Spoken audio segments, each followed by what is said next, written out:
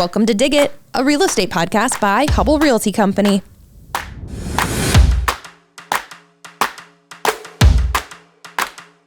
It's only fitting that we end this summer and the series talking about Icon Water Trails. We are going to cover 150 miles, 86 access sites, and sit down with their executive director to talk about all of the initiatives that they have coming up this year, from getting kids reading children's books by the river to opening some of their biggest downtown access points, including the Hubbell Trailhead. We are so excited to be benefiting that organization with our Hubbell Extreme Charity Golf Classic in just 1 week. And we are going to kick things off now. Let's dive in. Hi, everyone. We have Executive Director of Icon Water Trails, Stephanie Oppel, with us today. Hi. Hello. Long time no see. Yeah. Welcome back from your series of adventures. Love following along with you, and then all the amazing things and updates that are going on with the Icon Water Trails team, because you guys have just a few things, just a few irons in the fire at the moment. Yes. Yeah. Thank you. Thanks so much. It's so great to be back and good to see you. Yeah. And you guys are so used to this happy. podcast thing. Like you do it all the time. Well, I feel like you guys are always on some podcast or speaking on something somewhere all the time. There's so much going on, and we're always happy to share and get people up to date on where we are with projects and how they can connect with us and come have fun at any access point in our network. So, yeah. I love it. Well, we're excited to have you on because you are one of the 3 recipients for this year's Extreme Golf outing in September, and we are so thrilled. We obviously are longtime supporters and believers in Icon Water Trails, dating back to when Rick Tollickson was our CEO and when he got us involved, and then he got me involved in 2017. And He so inspired me too.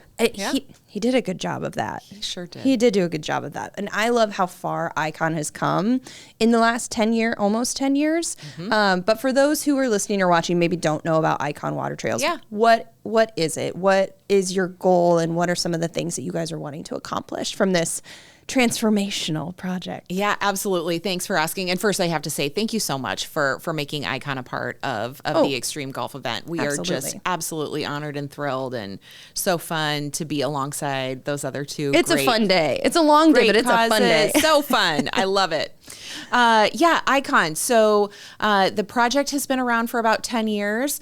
We celebrated our 5th birthday as an organization. So we're off to kindergarten soon. Woohoo! As an organization. But we're a regional collaboration. So we've got 12 government jurisdictions that have come together to say, how can we re-energize, reimagine, and reconnect people to the waterways here in central Iowa? Right. 150 miles of rivers, creeks, and streams.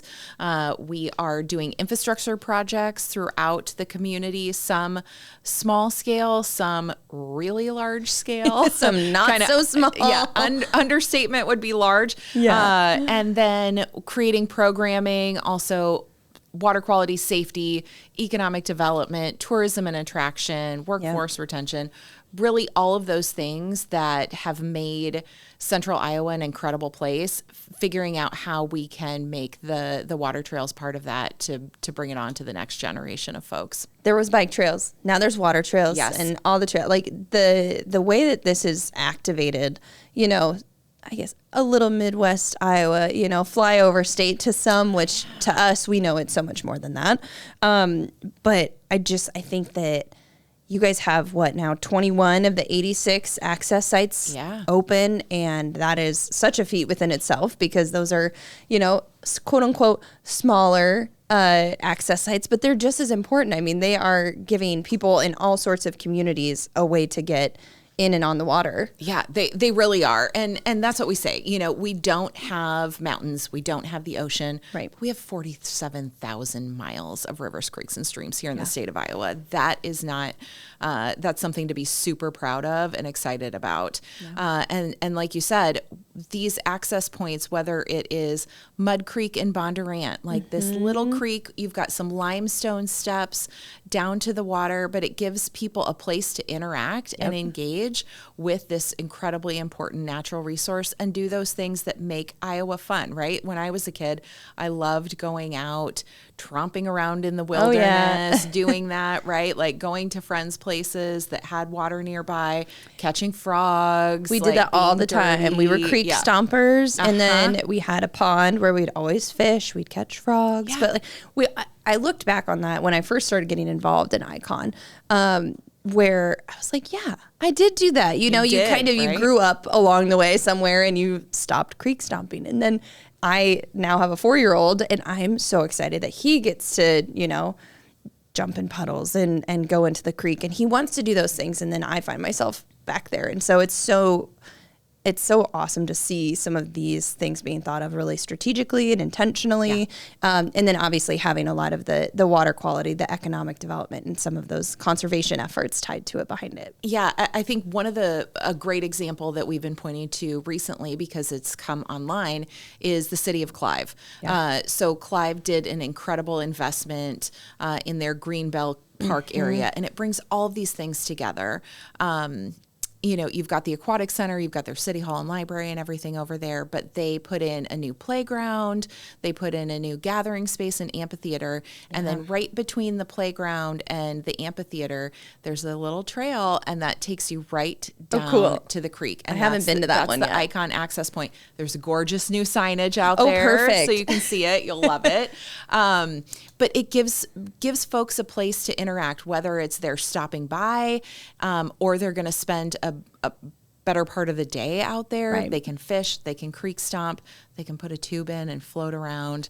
It helps everybody have fun, but it also builds that sense of place and builds kind of those core memories and develops those values of wanting to take care of this incredible connection to nature that we have. Well, and what people also need to keep in mind too, that you're technically 5 years old. Yeah, the project has been a concept for 10 years, but really this is long term. This is all, once it's all said and done, the 86 and the 86 sites, the 150 miles, it's going to take time, right, to get going. But can we kind of pivot from the small projects to some of the big ones? Because I know that those are probably what people hear more about, right? You just had a Q&A session on Principal Point not too long ago, and that gave the ability for people to get some updates and questions about that first really downtown site that's going to come online.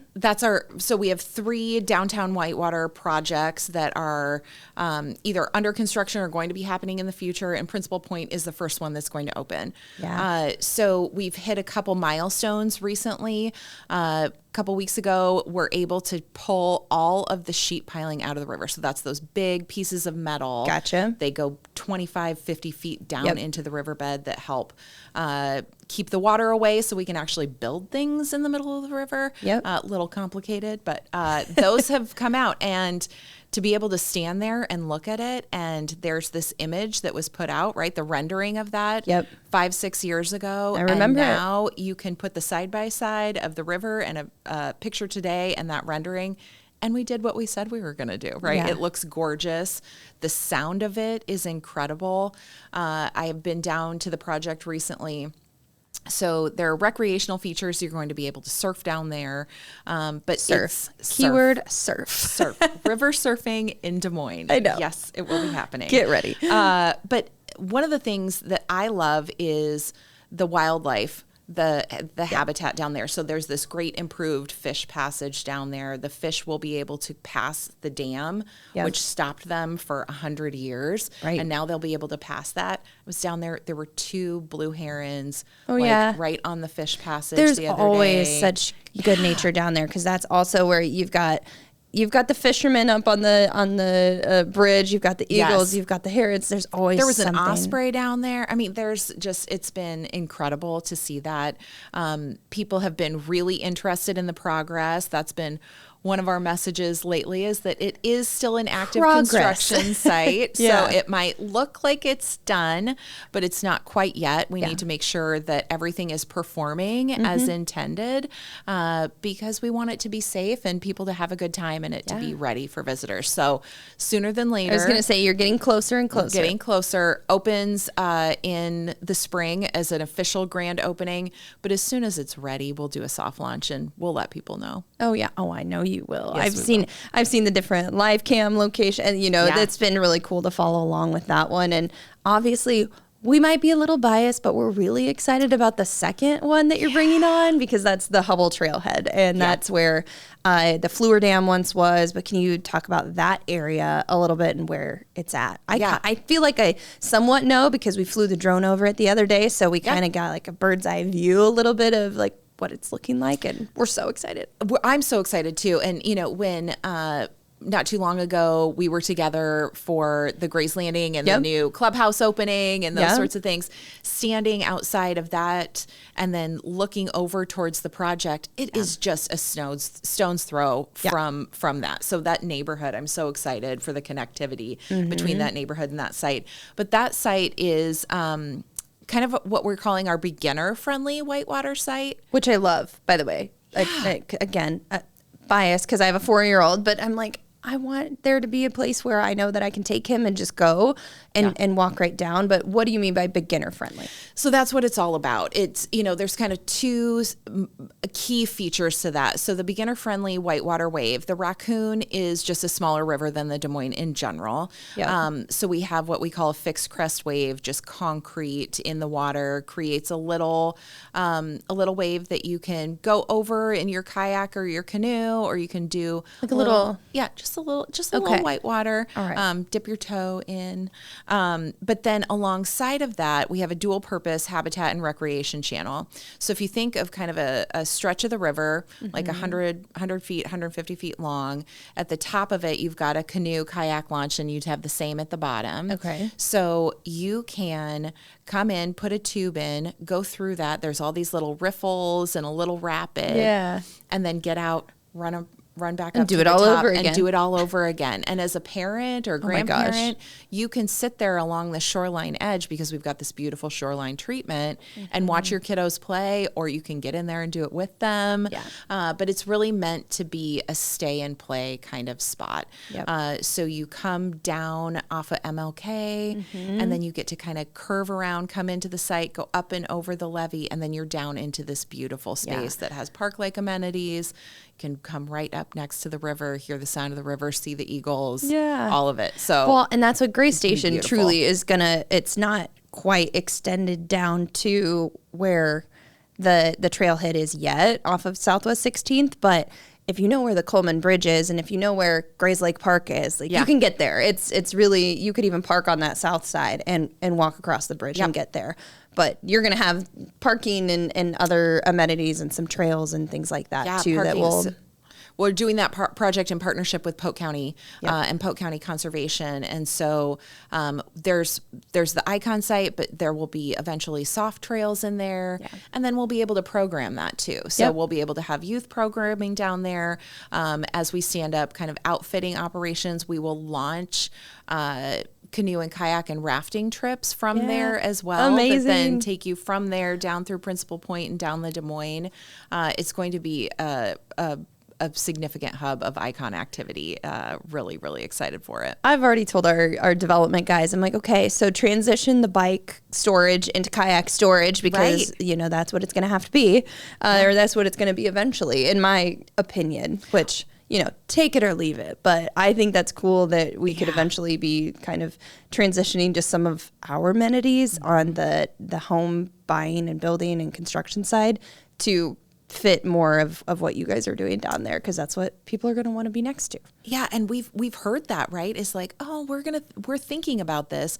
We might put canoe and kayak lockers in, right? Like, that's so cool. Yeah. And I love too the connectivity with the bike community, like Pedal and Paddle. They make some really great equipment now that you can just trailer your kayak so you can trailer to the spot, float down, and then come back. It's awesome. awesome. So love making that. it really convenient and fun for people to do. Well, and I know at Grace Station too, the team's working on the bike trail that comes down and around on that south side of the community that connects into what will be the Hubbell Trailhead. That I know the city of Des Moines is also working on just some side education areas, some areas where we can actually experience the wetland basin that's down there that helps filter that water through, and then before it goes into the raccoon, right? Cleaning it the natural way. And so I think that is really cool to see. And we're also working on a little bit, I haven't completely announced it yet, but we're trying to think of how we can bring public art into Grace Station and through it. And I know that's something that you guys are looking at too for Icon. So yeah, we were just talking about that. So, Hubbell has been an incredible supporter of our work, and we have so many great folks in this community. EMC gave Icon a gift to be able to put in a gorgeous art piece. It's going to be this big, great blue heron sculpture. I saw a rendering of it, and it looks so cool. It's so cool, and it's going to be in this incredible spot that folks who are in Grace Landing will be able to see that. Just the Global Plaza, all of those spaces down there. You'll probably see it from MLK. Just this visual indicator of the nature that's just behind it. And so, really activating a part of Des Moines that has been an eyesore. I mean, really, that Dyko site has been awful. And so getting to see positive programming and activity and so many people living down there already, and that's only going to grow. Yeah, for sure. I mean, I think Grace Station alone will have well over 1,000 people when it's all so built cool. out. I mean, it's probably more than that now, really, if you really break down the numbers. But yeah, I mean, in 2017, that was just a bunch of overgrown railroad history. Yep. And while we've kept some of the nod to the history where we can, a lot of it needed cleaned up, mitigated, and it's all just in a better spot now than it was a decade ago. So I'm excited to have an amenity that close. Yeah. Can we talk briefly about Center Street? I mean, I know that it feels like it's a little farther down the road than the rest, but that one really is going to be, no pun intended, front and center. It really is. It will. So what's the kind of tentative plan for that? Yeah, so that's the connecting point. So we have all of this activity happening. Beaver Creek is essentially fully activated. The Raccoon, when we finish Hubbell Trailhead, that will be fully activated. And so you have then the north side of the Des Moines activated and the south of the dam. But when we put Center Street together, that is kind of the last missing puzzle piece that will go in. Center Street, I mean, if you've been through Des Moines, you've seen that dam is massive, significant safety hazard. Once we can modify that, that's going to be significant improvement for water quality and just bring such high energy down there. So what's exciting to me is not only being able to bring online Principal Point and Hubbell Trailhead for themselves, but then that lets us kind of turn energy and focus to Center. So every now and then I say, maybe once I get that done, I can retire. But because I'm older than I look now. But you will see a lot more happening in the next 18 months, 2 years of what the timeline and the plan is there. When you think about these projects, we broke ground on Principal Point in 2023, spring 2023. That went really fast. So to be honest with you, it really has gone incredibly fast. But these projects, like you said, they don't happen overnight, right? It took us 100 years to get to the spot that we are. It's going to take us more than an overnight to get back to reactivating the river. So Center Street's coming. And I live and breathe in the construction development world. So everyone, it's almost the end of 26 and everyone's already in 2028 in our company, and which is funny, but in my brain, I'm like, okay, 2 years, really not that bad to get things started. But good things take time. It takes time. And we're really creating a generational impact. And you want to do it right. We want to do it right. We have an incredible design team that has come in from Colorado to do this work to make sure that it's safe and fun and exciting and fits all of the natural elements that we have.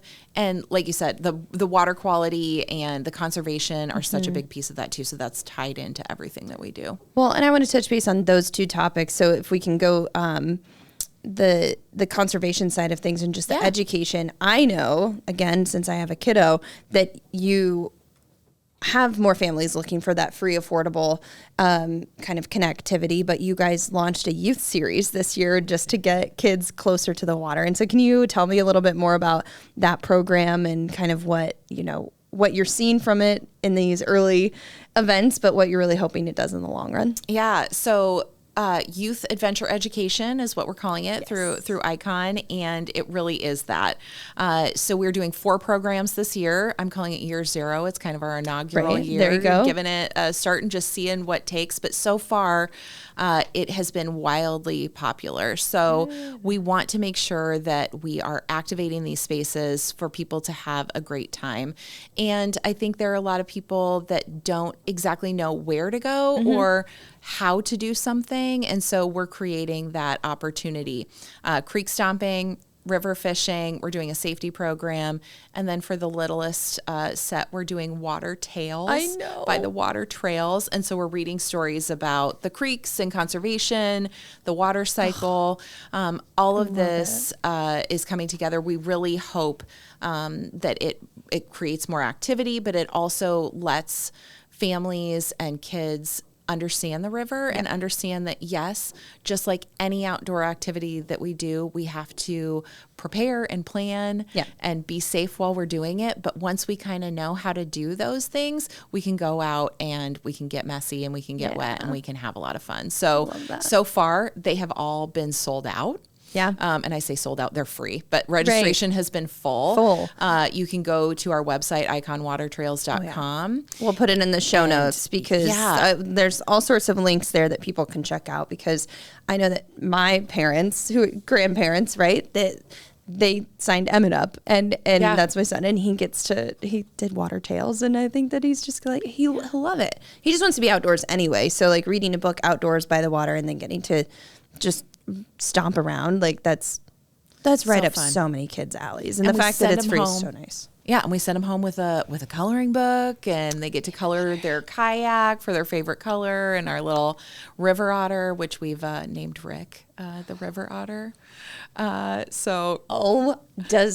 Does Rick Tollefson know this? He does not know that yet. Oh, now he does. Okay. Rick the Otter. That is hilarious. We love it. You guys, that is so good. The other topic, of course, and we won't, go too far into it, but water quality is such a hot topic right now in Iowa. And it's one of your core initiatives, one of your key focuses. But, how is Icon keeping that discussion and that focus, top of mind, and just really, highlighting the importance of what this project can do in order to hopefully enhance the water quality down the road? Yeah, absolutely. So it's multiple things at once, right? When I think about the Principal Point project, that's about a $60 million investment. More than half of that can be directly tied to safety and conservation. And some of those go hand in hand, right? When you modify a dam, it improves safety. It also improves water quality because it allows it to flow more freely.